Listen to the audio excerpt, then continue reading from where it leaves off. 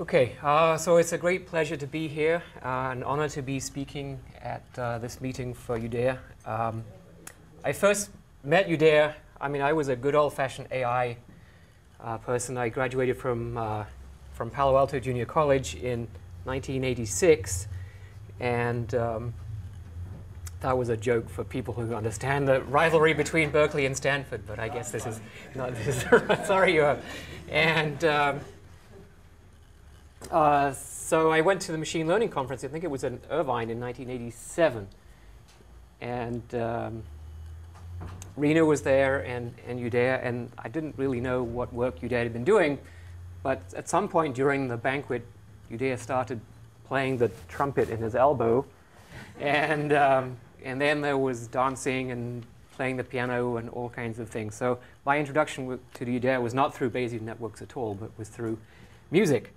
The next contact I had was not directly with Judea, but with his book. And at the, it must have been a 1988 conference, I'm not sure which one, but it was the first time that Morgan Kaufman had the book out on their display table, and I picked up a copy of it, and I was sort of attracted by the title, and I just started reading, and about an hour and a half later, Mike Morgan came up and said, "What do you think?" And I said, "Well, I think this is going to change the world." And it did. So this is the title of my talk, The Glorious Revolution of 1988. This is actually a reference, for those of you who didn't go to school in England, to the Glorious Revolution of 1688, so this is the Wikipedia entry. And King James II was a Catholic who was trying to basically reconvert the country from a Protestant country back to being a Catholic country. I have no opinion about that. But it wasn't very popular with Parliament, and they went and got a member of the Dutch royal family to come over, and basically they had a revolution, got rid of James, and William became William III of England. So we can make a simple transliteration. We turn the 6 upside down, and we get a 9. And basically, there was this overthrow that happened in 1988. The logical and rule-based expert system establishment in AI was basically overthrown by this book with the help of some Bayesians and the textbook that Judea wrote. And as a result, he ascended to the throne, replacing whoever was there before. He probably doesn't like to think of it that way, being a modest fellow, but I think that's the way most of us think about it. So like Hector, I'm going to just cast your mind back. Some of you, like Rena, weren't born back then. But cast your mind back to the way AI was around that time. So rule-based expert systems had been the big thing in the mid-'80s. So, for example, in 1985, the AI course that Mike Generative taught at Stanford had 10% of the entire student body of the campus taking it. So that gives you a sense about how popular rule-based expert systems and AI stuff was in the mid-'80s. Possibly even more popular than .com was 15 years later. But that technology was broken, and David Heckerman, Eric Horvitz, and others were already starting to show why it was broken and why it was failing in practice.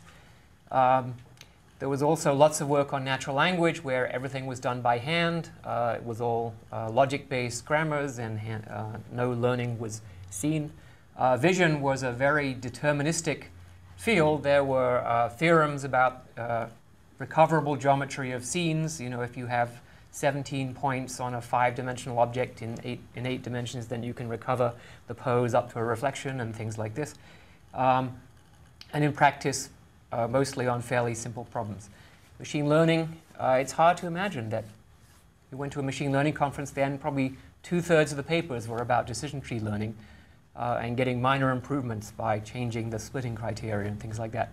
Neural nets were, at the time, going through their renaissance starting from 85, and by 88, they were very popular, and they were threatening to overthrow good old-fashioned artificial intelligence as well. And the reason for that was their success in actually connecting up with real data. and being able to solve real problems. So this comes back to the point that Hector made about the lack of connection between theoretical AI and practical AI that was completely pervasive at that time. And that should have been a sign that something was wrong, right? If your theories can't do anything, then something needs to be fixed at the theoretical level. And as Hector pointed out, planning was obsessed with solving the blocks world. Most probability work was ignored. There had been some early probability work even in the 60s, and the received wisdom was that you needed too many numbers. It was intractable both in terms of how much information you needed and the storage and computation problems. And so at Stanford, we weren't even taught really how to do probabilistic reasoning at all. We were just told that it was a bad thing and don't even bother with it. So Judea and Peter Cheeseman was notable in fighting against this. Peter had a paper called In Defense of Probability, and Eric and David also were trying to convince people that there was something to be found in this area. So contrast that with now, where every area of AI more or less uses Bayesian methods, sometimes Bayesian networks explicitly or derivatives thereof. Every area has become very facile with statistical learning methods, and that's, again, I think, a direct result of Judea's work. And the result has been that all the areas that used to be separate, so vision and robotics, they left AI 20 years ago.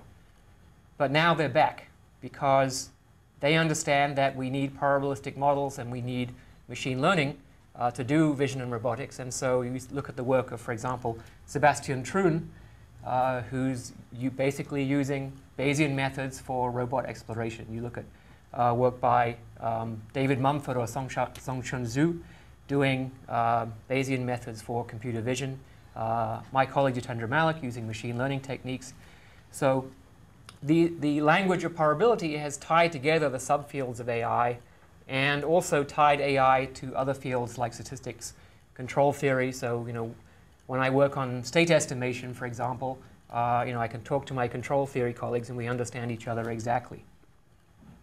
And also the theoretical work in AI now has real practical benefits. So if I'm working on a real practical problem, I'll often go and talk to the theoreticians and algorithm experts to see if they can help me scale things up to make it work in the real world. So I think a lot of this is down to that revolutionary book published in 1988. But as Hector showed, planning is still obsessed with the blocks world. So what were the ideas in that book? And I think ideas are what really matter to Judea and should matter to everyone. The theorems and the algorithms and the applications are really just corollaries of having ideas. So the first one, when you read the book, it's not a computer science book. Right? It's really inspired by cognition, by human cognition, trying to understand how it is that people manage to be so intelligent. And the book observes that all of this cognition takes place in this sea of uncertainty, which really makes the logic-based tools of AI inapplicable. Not that they were wrong, but they just only apply in very restricted circumstances. And the intuition that Judea had was that probability theory, which was a well-understood method of dealing with uncertainty, must have something to do with it. Right? That must be something to do with the way humans manage all this. And perhaps we could also build some AI systems if we figure out how humans do the probabilistic stuff without these need for infinitely many numbers and so on, then AI systems can do that too. And there was a very direct challenge to the prevailing orthodoxy in how to build expert systems. If you look at pretty much all of the expert systems that were built, right, they're designed to solve problems where you have some evidence and you want to figure out what's causing it. Right? So it might be medical, or it might be diagnosing problems in locomotives or jet engines or whatever, but you always have evidence about effects and you want to figure out causes. And I remember, perhaps I must have been even in high school and listening to television programs about this new science of AI, and AI experts saying, well, the way human reasoning works is that they get the evidence and they draw conclusions about the causes, and that works by them having rules that connect these effects or the evidence to the causes. So you have a rule like if a patient has a fever and a headache, then with some fudge factor of somewhere around 0.7, the patient has flu. And there was this process of knowledge engineering where you interviewed the experts and somehow you got them to tell you all these rules. And I think this is just a fallacy that's occurred over and over again in AI, that you look at the phenomenology of what happens in terms of reasoning steps and you say, therefore, there must be some data structure that corresponds directly to that phenomenology, and we're simply following along that data structure, right? As if somehow that we have a pre-transcript of what we're going to think in our head, and we're just following that transcript. And that's what constitutes our knowledge. But Judea's papers really said, no, that doesn't have to be that way at all, right? Your knowledge can be expressed in whatever's the most convenient, the most robust, reliable, learnable direction, and then the reasoning has to deal with whatever direction the knowledge is and whatever evidence is available. And when you're dealing with problems involving causes and effects, it's much more robust to have knowledge going from cause to effect. That is what our understanding of a causal system is. But of course, then you have to reason backwards, right? And so the phenomenology of going from evidence to causes is just what happens when a system reasons backwards across a causal rule. Okay, and so you can separate the phenomenology from the underlying knowledge structures. And he made a convincing case that expressing knowledge in the causal direction was much more robust. It didn't depend on the prior, it didn't depend on confounding factors, and so on. And things would be much more local and maintainable and learnable. And all those things turned out to be true. The second idea was how to overcome the difficulty of specifying complete and consistent probability distributions in large domains. So basically what a probability distribution does is it says for every possible world, what's the probability of that possible world? Okay? And the problem is if you have even n little Boolean variables, you've got 2 to the n worlds, and it seems like you need 2 to the n numbers. It's going to be really hard to write all those numbers down and really hard to make sure that they all add up to 1. And how can we do this? And this was where probability theory came to grief in the 60s. And the idea was that if you just express things in terms of a generative model, you describe how it is that the world gets built up, event by event, until you have a complete world, then everything else just follows from that automatically. You don't need to worry about making sure things add up to 1. You don't need very many numbers. And so this is the only equation in the talk, right? The probability of some assignment to all the variables is the product of the local conditional probabilities for each of those local events, given the events that have already happened in the generative process of building up the world. And mostly those connections from an event to the parents of the event will be sparse, because in the real world, causal systems are sparsely connected, and therefore you'll get only a linear number of parameters instead of an exponential number of parameters. And that's the basic underlying reason why this whole thing works. And those ideas we'll see are the ones that actually carry across to all the elaborations of Bayesian networks that have happened since then. Another important idea, as Hector mentioned, was the importance of actually coming up with efficient inference algorithms. So pretty much all the major families of inference algorithms that people have studied, with, I suppose, the exception of the ones based on linear programs, were in the book, and some of them were there for the first time. So the belief propagation algorithm, including the loopy belief propagation, and including even the recommendation that using belief propagation on multiply connected networks, well, it might not be exactly correct, but it's very efficient and it probably does a good job. And that's turned out to be true. So the early work on stochastic simulation algorithms, so the MCMC, the Gibbs sampling algorithm, was there in the book.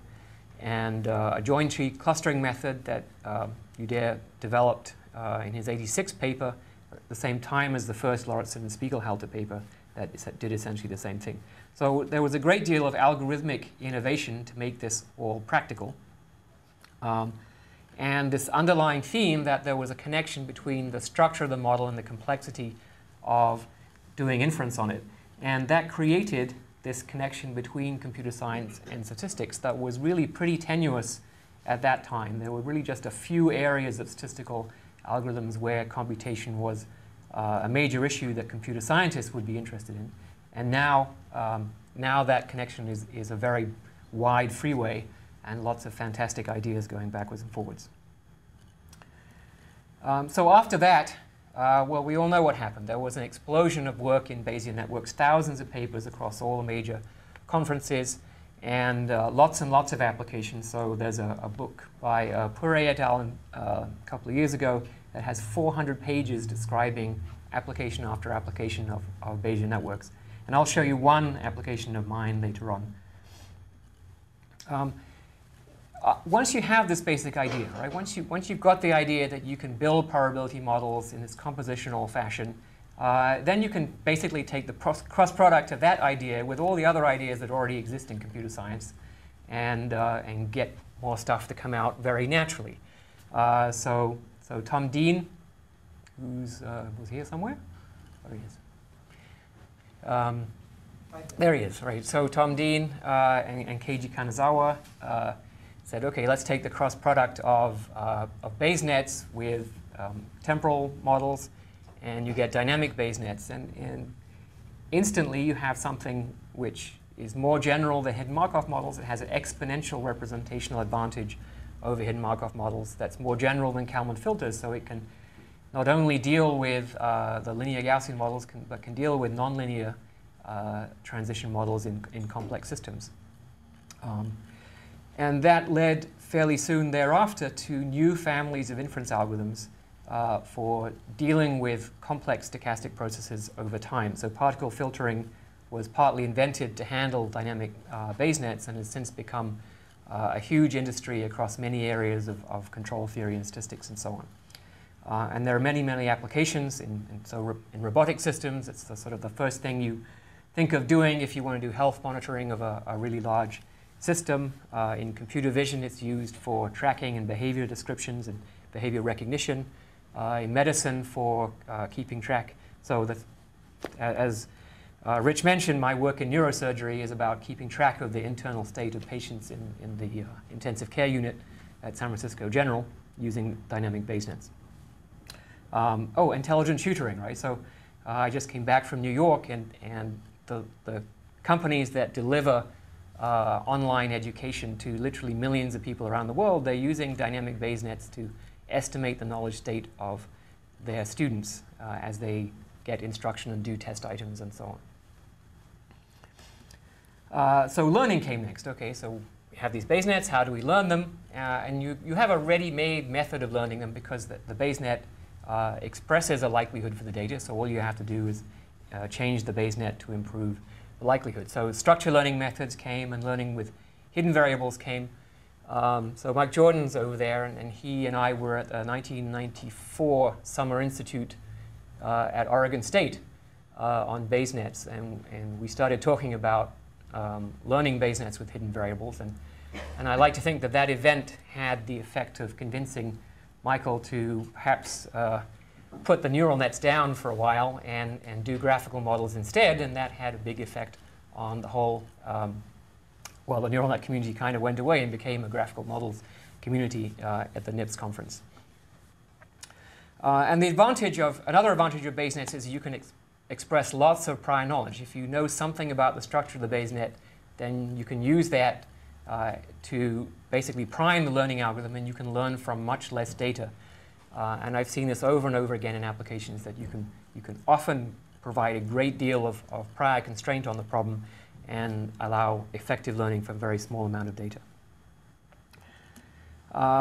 We could also try taking Bayes nets and combining it with what we know about first-order logic, the power of relational representations that support database systems and other kind of logic programming and so on. So Joe Halpern pushed the field in this direction around 1990, and then there was lots of work subsequent to that. David Poole developed the PHAs, and again, these methods, starting really with David's work, actually borrowed the idea from Bayes nets that if you just take products of local conditional distributions, then you're guaranteed to have a coherent probability distribution over the set of possible worlds. And that insight is really important.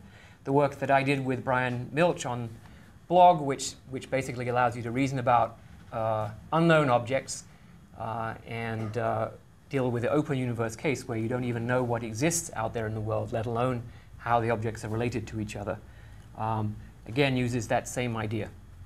And there's a whole new area of probabilistic programming languages. We've had a couple of workshops with more than 50 people who have taken that idea a step further and put those kinds of constructs into general programming language, so you can use those languages to express unbelievably complicated probabilistic models and do inference on them. So I'll just give you one example of some work I'm doing using those ideas.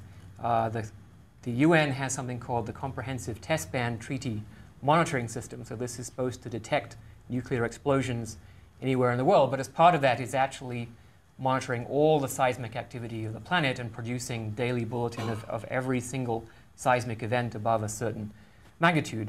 And this is the blog program that does that. So that just gives you an idea of what you can do with these kinds of models. So to summarize,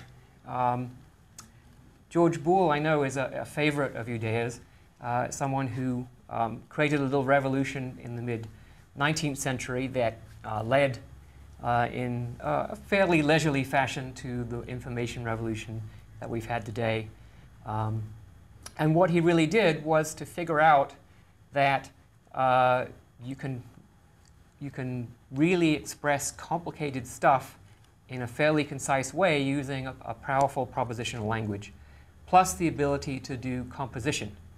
And the composition that he did was composition of deterministic functions, which was a pretty well understood thing already, going back hundreds of years.